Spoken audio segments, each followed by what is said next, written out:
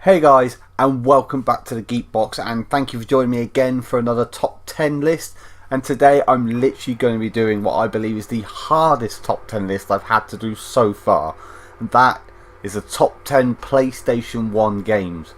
As the PlayStation 1 was such a revolutionary console and did so much for the actual just gaming franchise and introduced so many different people to gaming, this list was just so difficult to narrow down. I could have done 75 top PlayStation games and I still would have had arguments whether they should be in there or not.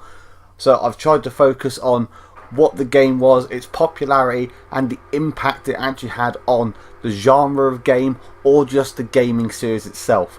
Now, as always, I try to focus on having just one game for every series in each list, so I finally managed to cut it down after a good bit of time, and obviously there's going to be people that think different with this. So as always, I'd love to hear what you think in the comments box below. Let me know what your top 10 games would be, or even your top 3 if you want to keep it short, and I look forward to seeing what all you guys would have in there. Well, on that note, let's get stuck into the list.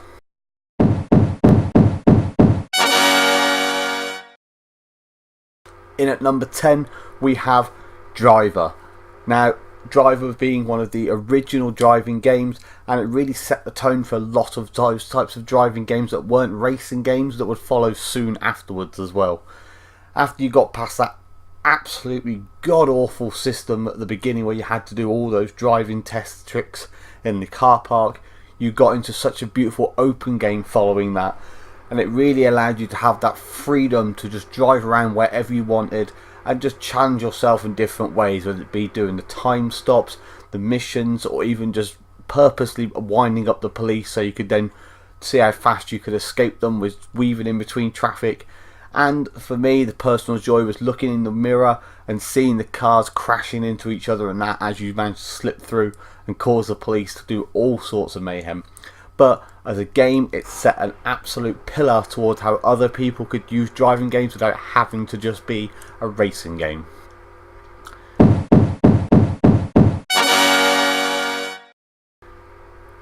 We've got Abe's Oddysee.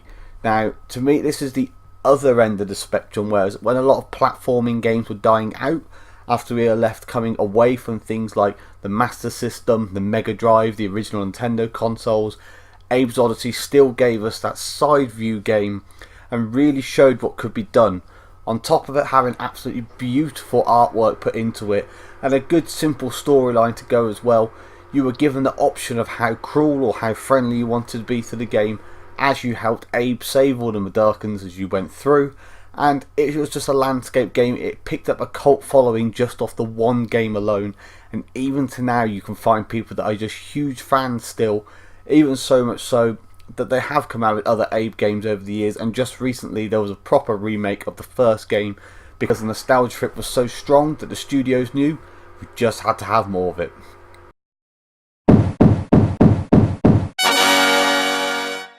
Well, Tony Hawk's Pro Skater, the game that started off a massive legacy through.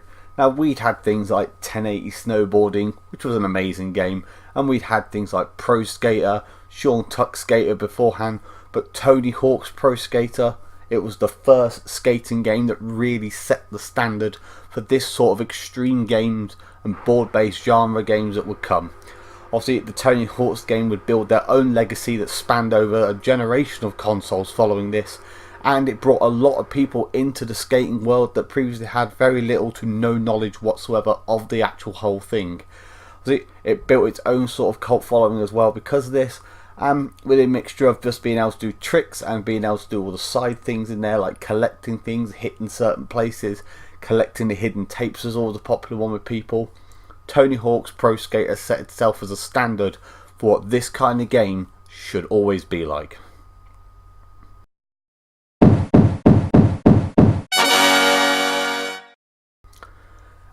Gran Turismo 2. Now, I had to go with 2 because, well, Gran Turismo 1 was an absolutely amazing game, but if there was any way it could be improved, Gran Turismo 2 hit it on the head. The graphics, the gameplay, the driving, the style of cars, the tracks, everything in Gran Turismo 2 was a notch above its predecessor, and it set the standard for how most racing games would be for the years to come, as racing games have been very linear, very behind view, where you didn't have a lot of challenge in the tracks leading up to this. But Gran Turismo for the first time really laid down the gauntlet to all racing games that this is the standard that would be absolutely expected in these new consoles, and this is exactly how we would expect any racing game from here on out to present itself to the fan base.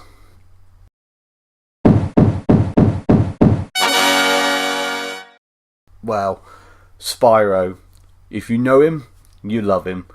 That crazy little purple dragon that's going around collecting his crystals, so much so that we have just had in the past year, over a decade on, a remake of Spyro. In fact, we're coming up from the first one nearly 2 decades after this game landed on the market and gave such a family-friendly, just an experience, an adventure. You just couldn't help but fall in love with the characters. You went through all his adventures and followed him as he set fire to the world and everybody that got in his way. And Spyro became its own iconic symbol within the PlayStation world and really put them on the map as an alternate for people that wanted to have a family-friendly game that could still go on and be its own adventure.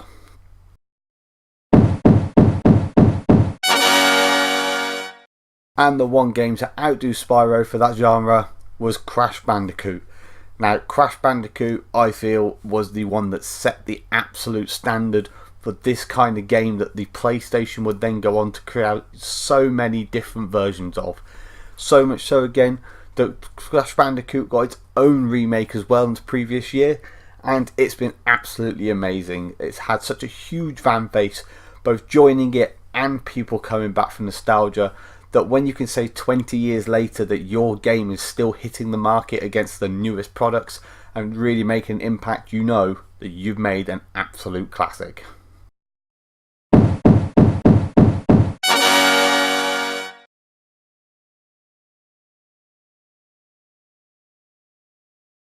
Resident Evil 2.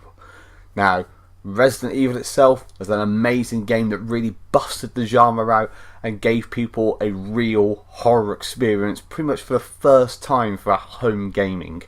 Resident Evil 2 took everything that the first game did and turned it up to 11. Everything from the graphic, the gameplay, the characters, everything was just made better, with a better budget, and having the 2 stories as well being put side by side on different discs, it let you really get engaged with the whole thing and how it worked from those 2 different points of view and live the horror of Raccoon City. As games go, not just on the PlayStation, but for all time, Resident Evil 2 is a landmark that sets the standard.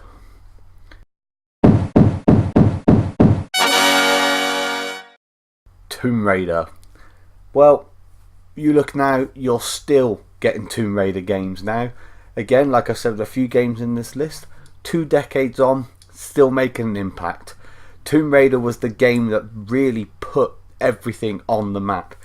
It was originally in the PlayStation, they wanted to have a mascot that didn't work out. Then they had Crash Bandicoot that became like their mascot as well. But for those that were a bit older and wanted a bit more of a mature and more action-packed gaming experience, Lara Croft of the Tomb Raider series provided for one and all. Now, Tomb Raider became the icon and Lara Croft became the figure of what people said was the next generation of gaming set forth by PlayStation. As an action-adventure game, Tomb Raider really did everything it needed to do to let you know that games were evolving and this is how great it was really going to be.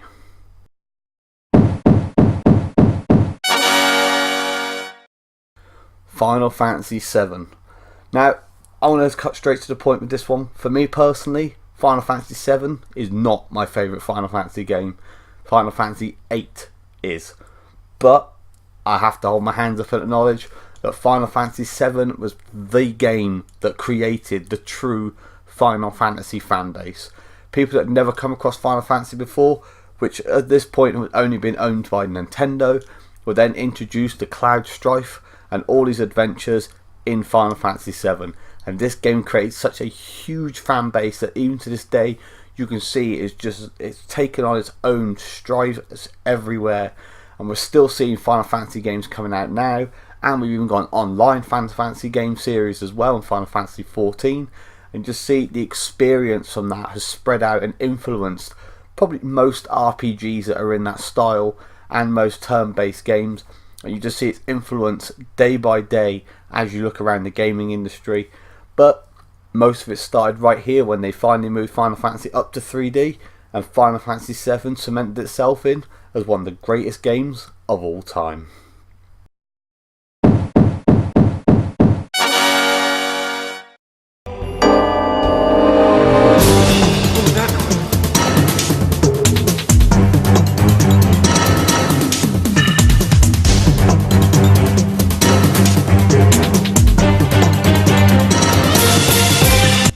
Yes, at number 1, it had to be Metal Gear Solid. Now, obviously, as I said at the beginning, this list was so hard because there are so many magnificent games on the PlayStation 1. But for me, Metal Gear Solid was the game for PlayStation 1. They took the original game, which was released on much older consoles, on the MS-DOS, it came out on Nintendo consoles, and they turned it into a full 3D rendered game. Even so much so that it was to play on the word solid to show it was a solid game.